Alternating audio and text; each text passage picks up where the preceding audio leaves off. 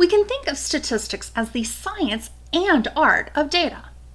But when we're looking at this data, we need to understand where the data is coming from.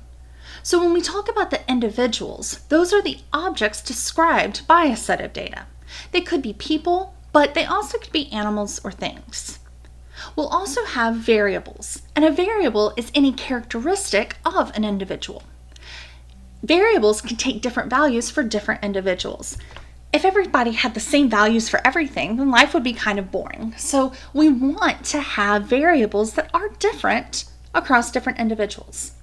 Now, the actual measurements that we are recording for individuals, that's called data. So for example, if we had a list of students, their major, how many points they earned in a class, and the grade that was associated with those points, we could consider the individuals in this data set the people who are listed here in this study. Now, the variables would be the different characteristics that we had for each of these individuals. Their major, their points that they earned, grades, even their name can be considered a variable. But when we're talking about variables, we see that there's different kinds of variables. Some of them are what's called categorical. And categorical variables are just going to be placing individuals into a group or a category. So in that last example, major was a categorical variable because it placed somebody into a particular group. Even your name is considered a categorical variable. Even though your name is unique to you, it's still placing you into a particular category, people with the name that you have. Now, a numerical variable, on the other hand, is actually taking numerical values. And those are values that you could do arithmetic operations like adding or averaging. We also call these quantitative variables, but most of the time in this class, I will be referring to them as numerical variables. Now, a quick note about numerical variables is they do have to be truly numerical in context. So for example, in a lot of team sports, athletes have numbers on their jerseys. But those numbers don't have any numerical meaning, it's just an identifier. And so that would actually be a categorical variable because it's placing somebody into a group, that particular jersey number.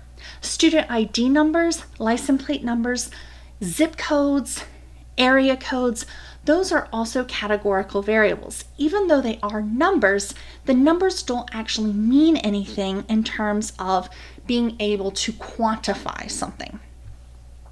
So an example here is we can look at who recycles. So researchers spend lots of time and money weighing the stuff that's put out for recycling in these two hypothetical California cities. We can call them upper crust and lower mid. So if we were doing a study to try to determine if there was a difference between how much was recycled in these two different neighborhoods, then we would need to take some measurements. So the individuals here would be the households. It would not be the people living in these two neighborhoods, because if you think about recycling and trash, that it's just one group for the entire people, the entire family or set of people who live in that home. And so it would just be the household, not the individual people. Now the variable here, some of the things that we could measure would be the weight in pounds of the recycling, and that would be a quantitative variable. But let's say in this particular study, we found that upper crust households contributed more pounds per week on average than the residents in lower mid. Would that give us evidence that the rich are more serious about recycling? So I want you to think about that for a minute. Just because we have a difference between two groups, can we necessarily attribute those differences to a particular variable? And in this particular case, no, it would not be appropriate because we don't necessarily know other factors affecting things like recycling. So for example, the upper crust perhaps is spending more money, so they have more money to produce trash. That doesn't mean that they're more serious about recycling, it just means that they're getting rid of more things. So you have to be careful about drawing conclusions based on observations that you make on individuals. Another example would be looking at the US Census. So the US Census will ask, what's a person's race for every person in a particular household? So in this case, your variable would be race, and that would be a categorical variable because it's going to place people into a particular category. I mentioned when we were talking about the upper crust example that you have to be careful with attributing a particular outcome to a particular cause. Well, this is an example of what's called a response variable, and that is where you're measuring an outcome or a result of a study. And in that particular example, it was an observational study because they were simply observing how much recycling the different households were placing each week. So an observational study is simply observing individuals and measuring variables of interest. But in these observational studies, there's no intervention in order to influence the response. When we do an observational study, we are just trying to describe some group or situation. We would never be trying to draw a conclusion that was a causal or a cause and effect relationship. It's simply to describe differences between different groups. An important part of an observational or an important type of observational study is what's called a sample survey. You've probably completed several surveys just since being a student here at DSLCC. So a sample survey is just a type of observational study, but it only studies some group of individual by studying only some of the members, selected not because they are of special interest, but because they represent the larger group. So every spring at DSLCC, we send out a sample survey. We don't ask every student in the college for some of these sample surveys. We only take a small group, and then with those results, we try to draw conclusions about the entire student body. But these groups that we select are representative of the larger student body. So a good sample survey will be something that's easy to implement because it's only looking at a small group, but that small group is reflective enough of the population that we can draw conclusions about the population from the survey. So I used a few words here that we want to define: population and sample. The population in a statistical study is the entire group of individuals about which that we want information. But a sample is just taking a part of that population, and that's going to be the group that we actually collect information, and we use that to draw conclusions about the whole. It's just not practical for us most of the time to look at the entire population and gather data on the entire population. So in statistics, we are going to rely on taking these samples and learning how to use them to draw conclusions about the larger population. It's important that you can recognize the population that you're trying to draw conclusions about from a sample. So in a typical opinion poll, a group of people are going to be selected in order to estimate the opinion of the entire United States. So typically, these are going to be opinion polls from U.S. residents who are 18 years of age and older. They tend not to include children, but they will include non-citizens and sometimes even illegal immigrants into these opinion polls because these are all people living in the United States, and that's who we often want information on. Now, a sample is typically going to be about 1,000 to 1,500 people in these typical opinion polls. Some surveys will have much more, some will have much less, but a typical opinion poll will have about 1,000 to 1,500 people, and they're often contacted by telephone.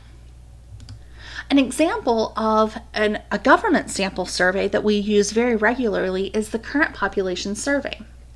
And this is how the government is able to estimate the monthly unemployment rate. So in this particular survey, they call households to find out everyone who's over 16 years old in a household, whether or not they're looking for a job, have a job, or are not looking for a job.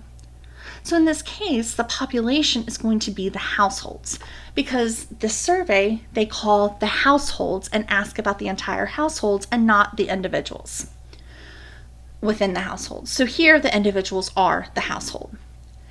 For this particular survey, they contact about 60,000 households each month. So this is quite a huge undertaking, but we want to get a good sample in order for us to estimate something that's as important as the unemployment rate.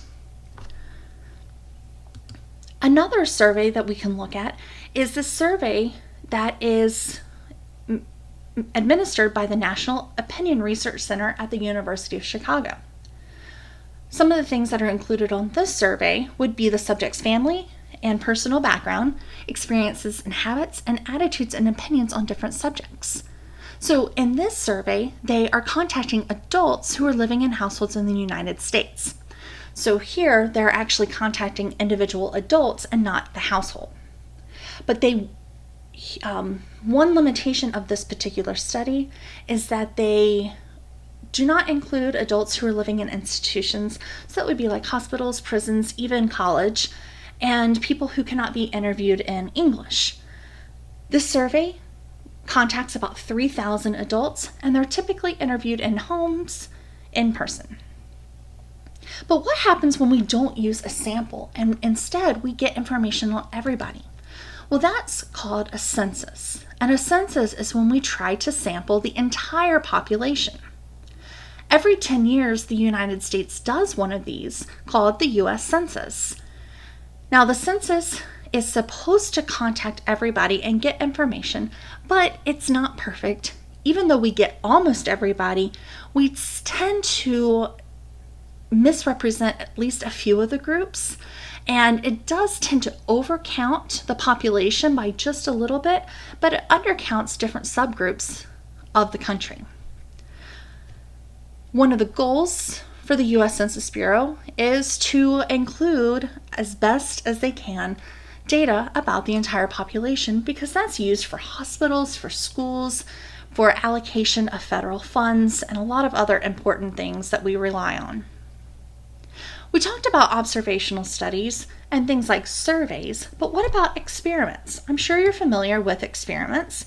And an experiment is different from an observational study because you are deliberately imposing a treatment on individuals in order to observe their responses. The purpose of an experiment is to study whether a treatment can cause a change in the response.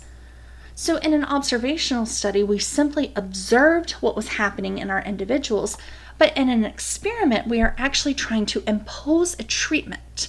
And when we do an experiment, we can obtain that cause and effect result.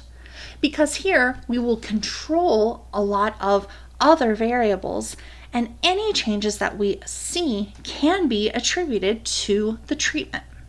We'll be talking about experiments later on in this course.